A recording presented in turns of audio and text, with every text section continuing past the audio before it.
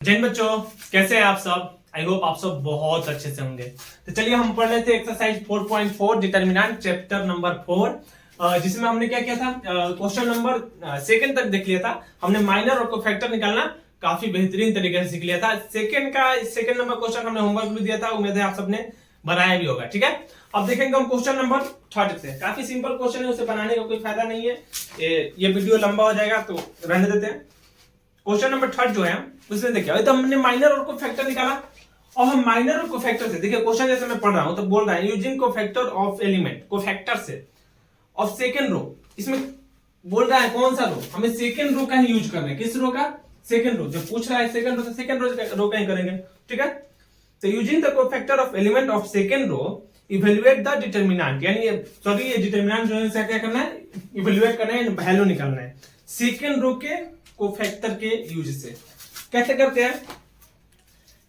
हैं उसके लिए हम चलते हैं पहले सेकंड रो। अब हमें पता है सेकंड रो में जो हमारा एलिमेंट होता है वो क्या होता है, सेकंड रो में जो एलिमेंट होता है वो हमारे पास होता है A21 second row first column, A22 A23, ये होता है हमारा सेकंड रो का एलिमेंट। ठीक है, अब कोफैक्टर और एलिमेंट के यूज से डिटरमिनेंट का वैल्यू निकालते हैं, बिल्कुल निकालते हैं। उसका एक फार्मूला होता है। फार्मूला क्या होता है, पहले हम कोफैक्टर निकाल देते हैं, उसके बाद हम फार्मूला लिखेंगे। ठीक है, लेकिन हमारे पास जो होता है वैल्यू, ये इसी तीनों का यूज करना है। किसका?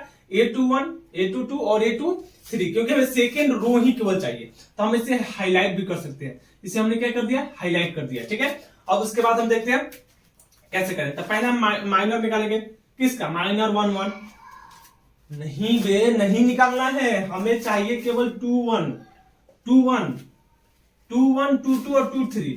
तो ऐसे कैसे निकलेगा?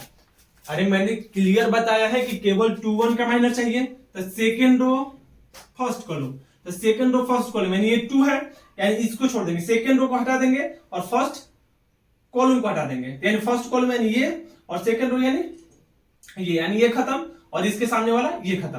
तब बचेगा क्या? 3 बचेगा, 8 बचेगा, 2 और 3 बचेगा, नहीं बचेगा। सेकेंड रो हटाएंगे, यानी ये वाला रो हमने हटा दिया सेकेंड रो, और फर्स्ट कॉलम हटाएंगे तो हमारे पास 3 8 और ये क्या बचेगा? 2 3, यही बचेगा ना। तो हमने लिख दिया। अब मल्टीप्लाई होता है ये दोनों का, क्या होता है, कितना हो गया? 3 3 9, और माइनस का हो जाएगा ये 16, यानी कितना बचेगा? M21 आ जाएगा हमारा, माइनस का कितना? 7, माइनस का 7, कुछ भी आएगा माइनस प्लस, उससे हमें क्या मतलब है।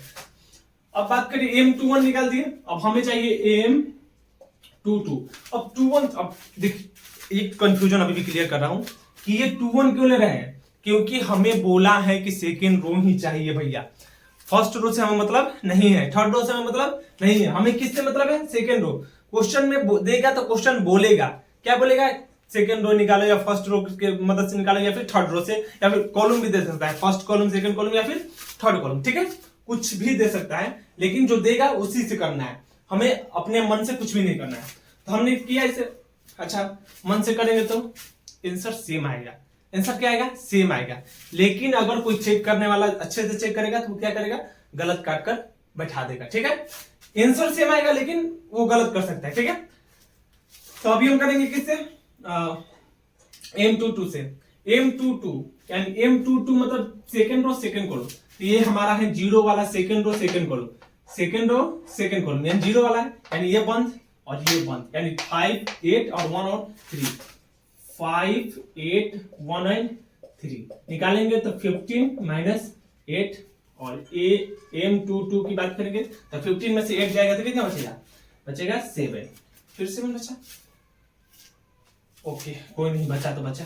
अब हम देखेंगे M23, M23, तो M23 यानी ये वाला 1 का, ये खत्म और ये खत्म, तो 5 3 और 1 2, 5 3 1 और 2, इसे हम करेंगे तो बचेगा हमारा 10 माइनस 3 यानी अगेन 7, 10 माइनस 3 अगेन 7। ठीक है, कोई बात नहीं, हमारे पास आ गया क्या? माइनर हमारा तीनों का मिल गया। और हमें निकालना है क्या? कोफैक्टर। तो A21 का है कोफैक्टर, A21 का, तो -1 के पावर 2 + 1 इंटू माइनस का 7, ठीक है। तो माइनस वन का पावर 2 प्लस 1 यानी मतलब कितना हो गया, ऑड नंबर हो गया, 2 प्लस 1 3 यानी ऑड नंबर हो गया, यानी माइनस में आएगा तो माइनस इंटू माइनस कितना हो जाएगा प्लस, यानी प्लस का 7। a22 यानी माइनस 1 का पावर 2 प्लस 2 इवन नंबर, ये तो प्लस हो जाएगा। फिर उसके बाद कितना है 7 ऑलरेडी 7 है, ओके, तो plus 7 into 7 is equal to कितना हो जाएगा 7, क्योंकि ये भी प्लस हो गया और ये भी प्लस में है तो 7 ही आएगा। अब हमारा हो गया a23 यानी माइनस 1 के पावर 2 प्लस 3 5 निगेटिव में आएगा। अरे ये कितना है, ये हमारा कितना है पॉजिटिव में है, पॉजिटिव में है तो पॉजिटिव में है तो पॉजिटिव इंटू निगेटिव यानी निगेटिव। अब तो ये हो गया हमारा कोफैक्टर निकल गया। अब फॉर्मूला आएगा हमारा, फॉर्मूला पर थोड़ा सा ध्यान देंगे। डिटरमिनेंट का वैल्यू होता है एलिमेंट, जौन सा एलिमेंट है, जिस रो और जिस कॉलम का एलिमेंट है उसी रो और उसी कॉलम के कोफैक्टर से मल्टीप्लाई करेंगे, ठीक है, प्लस जिस रो और फिर सेकंड वाला, जिस रो और जिस कॉलम का एलिमेंट है उसी के कोफैक्टर से मल्टीप्लाई करेंगे। क्या करेंगे, जिस रो से है, जो एलिमेंट का कॉलम और रो है उस कोफैक्टर का भी सेम ही होना चाहिए। एलिमेंट के रो इनटू कोफैक्टर के रो मल्टीप्लाई करके जोड़ देंगे, जो वैल्यू आएगा वो डिटरमिनेंट का होगा। तो ये कितना है 2 1 कितना है 2, तो 2 इंटू 7 प्लस a22 0, तो 0 इंटू 7 प्लस 1 इंटू माइनस का 7, ठीक है। अब ये आ गया कितना 14, ये तो 0, अब प्लस माइनस माइनस का 7 इज इक्वल टू 7, तो ये हो गया हमारा डिटरमिनेंट का वैल्यू जो कि कितना है 7 है, ठीक है। काफी सिंपल था, कुछ करना पड़ा कुछ नहीं, पहले हमें माइनर निकाल लेना था, माइनर निकाला, कोफैक्टर निकालना था, कोफैक्टर निकाला, फिर उसके बाद हमने एक फॉर्मूला नया सीखा। ये फॉर्मूला बोलता है कि जो एलिमेंट का रो होगा और कॉलम होगा उसके कोफैक्टर के रो या कॉलम को मल्टीप्लाई करके यदि हम ऐड कर देंगे तो हमारा डिटरमिनेंट का वैल्यू निकलेगा। अगर ये थर्ड का रहता तो यहाँ पर थर्ड, अगर यहाँ पर ये 3 1 होता, ये 3 1, तो हमें ये भी ये 3 1 लेना पड़ता, बाकी हमें कुछ नहीं करना है, ठीक है। यानी जो रो कॉलम इसका है वो रो कॉलम कोफैक्टर का लेना है, जो एलिमेंट का रो कॉलम वो कोफैक्टर का भी रो कॉलम होना चाहिए। तो इस तरह से क्वेश्चन नंबर 3 काफी सिंपल तरीके से बना दिया हमने। अब 4 नंबर क्वेश्चन देखते हैं इसका। तो चलिए क्वेश्चन नंबर 3 के बाद क्वेश्चन नंबर 4 देख लेते हैं। क्वेश्चन नंबर 4 पहले पढ़ेंगे अगर हम, डिटरमिनेंट का वैल्यू तो ये दिया हुआ है, बोल रहा है using cofactor of the element of third column evaluate determinant. अब देखिए थर्ड कॉलम से हमें डिटरमिनेंट का वैल्यू निकालना है, ठीक है। मैं बोला था ना कि देगा थर्ड कॉलम, यानी ये कॉलम भैया थर्ड कॉलम हमने हाईलाइट कर दिया, थर्ड कॉलम से निकालेंगे। तो पहले माइनर भी इसी का निकालेंगे, कोफैक्टर भी इसी का निकालेंगे, एलिमेंट भी इसी का लेंगे, यानी थर्ड कॉलम बोल रहे हैं। तो हम अगर बात करें एलिमेंट का तो हमारा थर्ड कॉलम है, तो थर्ड कॉलम यानी फर्स्ट रो हो जाएगा, first row and third column. Second हमारा हो जाएगा second row and third column, और थर्ड हमारा हो जाएगा third row and third column. ये हमारा एलिमेंट मिलेगा। अब इसी एलिमेंट की हेल्प से हम क्या कर देंगे, माइनर निकाल देंगे और कोफैक्टर निकाल देंगे। इसी का माइनर निकलेगा, इसी का कोफैक्टर भी निकलेगा। जैसे हम बोले माइनर की बात, तो माइनर हमारा हो गया 1 3 यानी फर्स्ट रो थर्ड कॉलम, यानी वाई जेड का माइनर। तो वाई जेड का माइनर, तो ये खत्म और ये खत्म, तो बचेगा क्या 1y 1 जेड, यानी अगर मल्टीप्लाई करके हम देखें तो ये हो जाएगा जेड माइनस वाई। वही बात करें एम क्या 2 3 सेकेंड रो और थर्ड कॉलम, यानी ये जेड एक्स का, तो ये खत्म और ये खत्म, तो एक मिनट, हाँ ठीक है, ये खत्म और ये खत्म, तो बचा क्या 1x 1 जेड, ये हो जाएगा जेड माइनस एक्स। यदि हम एम 3 3 की बात करें, यानी थर्ड रो थर्ड कॉलम, यानी एक्स वाई, यानी ये खत्म, ये तो खत्म है, जो मार्क किया वो खत्म, ये खत्म, 1x और 1y, यानी हमारा हो जाएगा y माइनस एक्स। ये तो हमारा माइनर का वैल्यू आ गया। माइनर का कोफैक्टर करते हैं, कोफैक्टर ये 1 3 मतलब -1 के पावर 1 प्लस 3 इंटू m13, क्या बोलेंगे इसे m13 लिख भी देते हैं। चलिए एक बार लिख भी देते हैं, तब हमारा -1 के पावर 4 यानी -1 तो +1 4 है ना, तो +1 और इंटू m13 कितना है, z minus Y is equal to Z minus Y हो जाएगा। वही बात करें हम a कोफैक्टर ऑफ 2 3, तो 2 3 यानी -1 के पावर 2 + 3 m23 यानी 2 + 3 यानी 5, तो -1 और m23 का वैल्यू z माइनस x यानी ये चेंज हो जाएगा x माइनस z बन जाएगा, ठीक है, क्योंकि माइनस से मल्टीप्लाई करेंगे। तो आगे बात करिए a33 यानी -1 के पावर 3 + 3 यानी m33 -1 के पावर 3 + 3 यानी 6 यानी पॉजिटिव नंबर यानी 1। अब पॉजिटिव नंबर के साथ हम m33 लेंगे यानी y माइनस z यानी y माइनस z ही रहेगा, क्योंकि 1 से मल्टीप्लाई होगा, कोई अंतर होने वाला नहीं है। डिटरमिनेंट का सॉल्यूशन देखेंगे a13 into a13 plus a23 plus a33 तो a33। ध्यान रखना बस यही वाला बात कि ये जो है वही ये भी होना चाहिए, जो 2 3 है तो 2 3 3 3 है तो 3 3, यही बात केवल हमें याद रखना है। और उसके बाद वैल्यू पुट कर देंगे, आ जाएगा a13 कितना, a13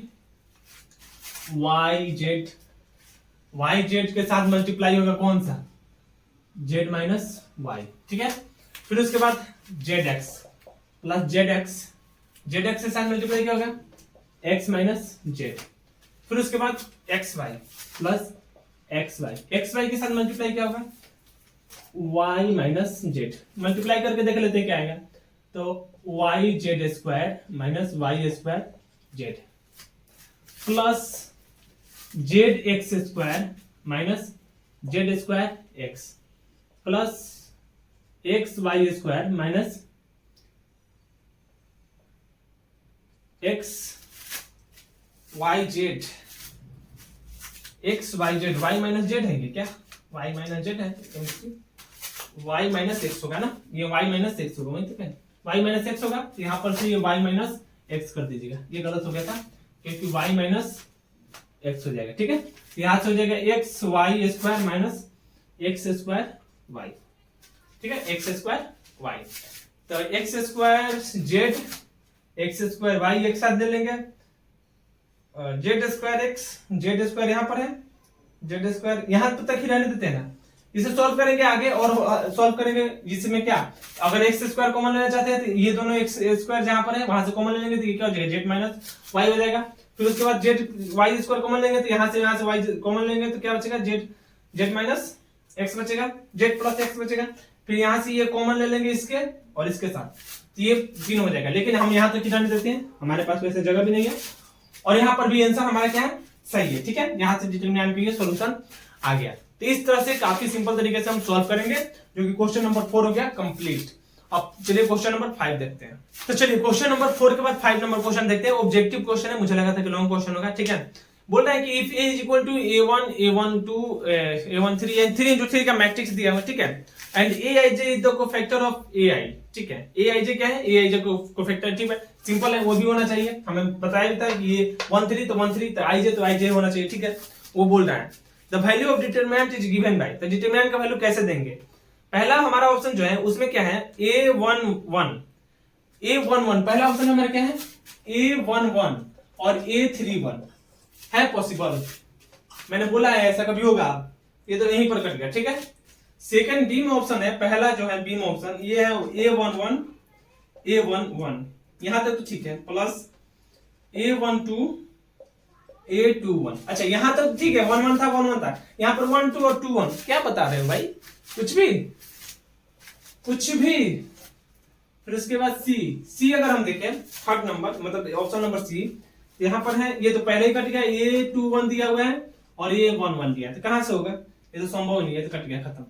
डी नंबर ऑप्शन अगर हम देखें, ऑप्शन नंबर डी, तो डी नंबर ऑप्शन में है a11 प्लस a21 ठीक है, अभी तक तो सही है, प्लस a31 कैपिटल A31, तो यहां तक ये क्या हो गया, सही हो गया, क्योंकि यहाँ पर a11 तो 1 1 2 1 तो 2 1 3 1 तो 3 1, जो कि काफी सिंपल था, ऑब्जेक्टिव क्वेश्चन था। ऐसा ऑब्जेक्टिव क्वेश्चन आएगा तो देख लीजिएगा, ठीक है।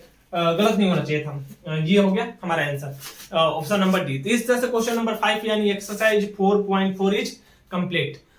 अब जो अगला वीडियो होगा उसमें हमारा एक्सरसाइज आएगा 4.5 जिसमें अभी हम ज्वाइंट के बारे में बात कर रहे थे, उसके बारे में बताएंगे ज्वाइंट ऑफ द मैट्रिक्स।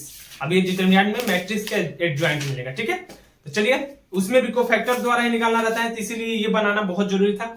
ये बन गया, अब वो भी बन जाएगा, काफी सिंपल तरीके से बन जाएगा। आज के लिए बस इतना ही रहने देते हैं, मिलते हैं अगले वीडियो में, तब तक के लिए जय हिंद।